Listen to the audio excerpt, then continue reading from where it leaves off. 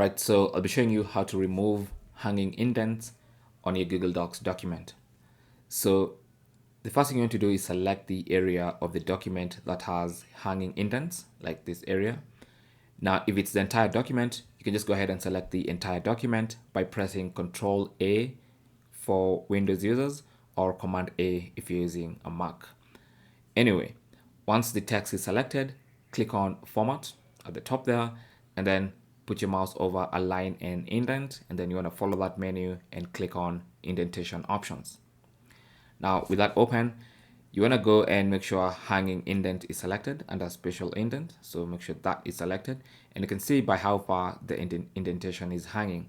So the easiest way to do this is to just make this value 0 and then click on apply.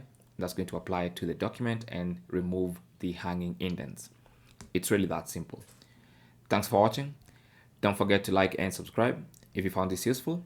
And if you have any comments or questions, talk to us in the comment section. Good luck.